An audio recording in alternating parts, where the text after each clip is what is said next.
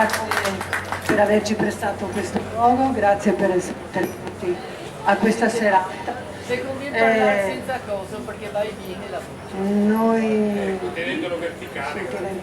Noi rappresentiamo l'Accademia del Tango di Alejandro Aquino e festeggiando il 30° anniversario del tango a Venezia abbiamo scoperto questo violinista, violin d'oro, in una ricerca per sapere, vabbè, con tanta gente che, soprattutto veneti, che sono migrati nel mondo e soprattutto in Argentina, Dino diceva: è possibile che non ci sia un musicista veneziano lì in mezzo?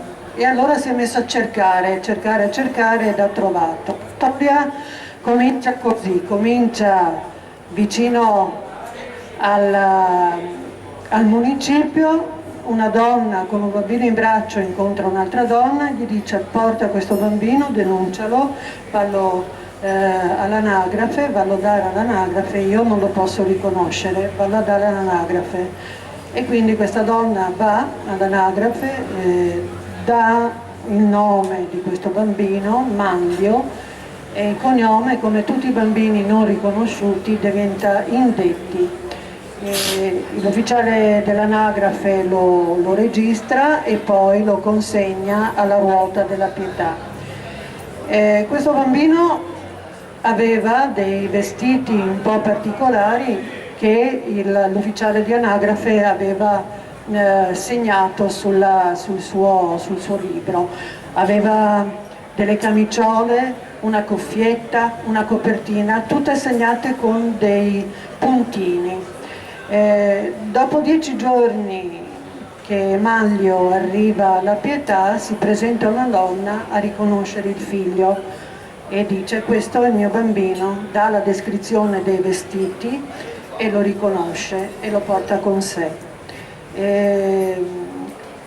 Dopo qualche anno questa signora, al seguito di un musicista, e probabilmente questo era l'effettivo padre del bambino, era il suo compagno, si sposa a Nizza con questo musicista e alla fine Manlio Francia diventa Francia, non più Indetti, perché viene riconosciuto dal marito della madre di Manlio. Quest'uomo era un musicista, un violinista che faceva tournée per Nizza, la Francia e in giro per il mondo praticamente. Nel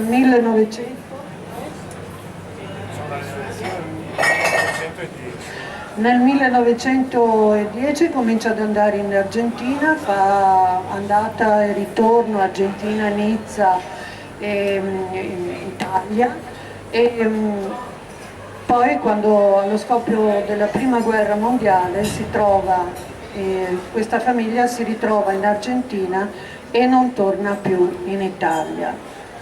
Manlio comunque comincia a studiare violino seguito dal padre e continua a studiare violino in Argentina all'Accademia di Santa Cecilia, ma questa è la storia che vi racconta Dino. Grazie. Buonasera a tutti, iniziamo. Ecco, la storia di Manlio, come ha detto Magda, nasce perché per un semplice motivo: il tango è una musica molto radicata nella cultura italiana, costruita sulle basi della cultura italiana e soprattutto da quegli italiani che emigrarono in Argentina. Appunto Manlio si ritrovò gioco forza nel 1914, bloccato con la sua famiglia, Attilio Francia ed Elvira del Fabbro, che era la madre, si ritrovarono bloccati lì senza alcuna possibilità, perché in Italia era scoppiata la guerra. Così preferirono rimanere lì e lì costruirono la loro esistenza futura. Non ritornò mai più in Italia, se non ritornò in Europa durante una tournée insieme con una delle tante grandi orchestre di tango che in quegli anni 20 e 30, migravano tra l'Argentina e l'Europa, portando appunto alla conoscenza del pubblico europeo questa nuova forma d'arte e di ballo e non solo. Manlio Francia appunto si diploma a 16 anni in violino, cominciò a studiare a 5 anni assieme al padre e poi con vari maestri. Si diplomò al Conservatorio di Santa Cecilia e uscito dal conservatorio cominciò la sua avventura di musicista, racimolando qualche soldo, suonando brani di musica, prevalentemente brani di musica classica, perché quella era la formazione, in feste paesane, in matrimoni e nelle varie occasioni che potevano presentare. Amava però, era molto attratto dal jazz. Il jazz era una forma di musica che andava molto di voga sia in Europa che già nel continente sudamericano. Incontrò alcuni personaggi, alcuni musicisti che in quegli anni condividevano con lui la passione per il jazz, ma anche questa nuova forma musicale che era il tango. E questi musicisti erano Osvaldo Fresedo, Enrique il Discepolo e Adolfo Carabelli. Questi tre personaggi, per chi non conosce il tango, basti sapere che furono gli iniziatori di una nuova forma del tango, che non era più un ballo da strada, cominciava a diventare un ballo vero e proprio, articolato, strutturato e costruito non più da suonatori di strada, ma da veri e propri musicisti preparati nelle scuole di musica, nei conservatori.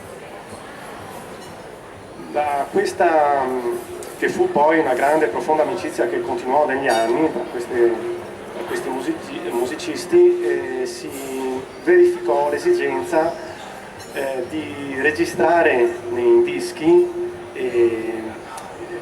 nuovi brani di questa musica che stava nascendo e che cominciava ad essere apprezzata anche non solo dal popolo, dal popolino, che era quella che l'ha accolta per primo, ma anche dalla nuova classe emergente, dalla nuova società borghese che si stava costruendo in questa nuova metropoli che era Buenos Aires e che era un po' l'attrattiva di tutto il mondo in quel periodo, perché era un po' una terra promessa.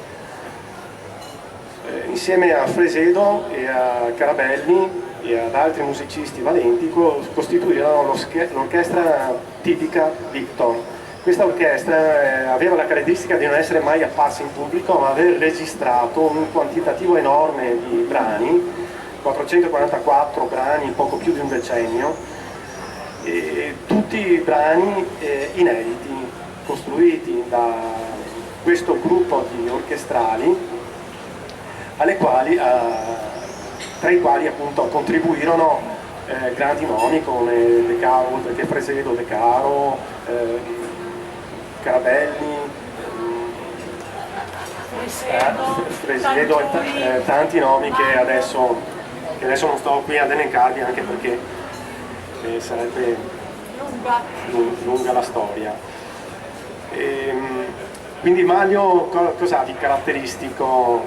La caratteristica di Manlio è stata descritta da uno dei massimi critici letterari dell'Argentina in quegli anni, Adolfo Sierra, disse che è il più grande secondo violino della storia del tango. Il secondo violino non è un secondo violino per importanza, il secondo violino è quello che supporta la musica del primo violino, che ha la caratteristica dell'improvvisazione del controcanto. Quindi altri, oltre appunto Sierra, si unirono nel riconoscere i pregi di questo violinista. Qualcun altro,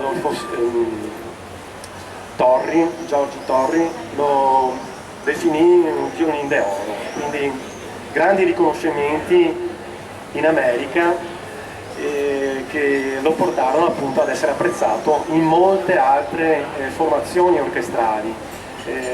Lavorò nell'ultima fase della sua carriera anche con Di Sarli, che appunto si può paragonare a un Piazzolla o o uno Osvaldo Pugliese, altri grandi colossi del tango, che penso si nomina Piazzolla, tutti quanti possano intendere di cosa stiamo parlando.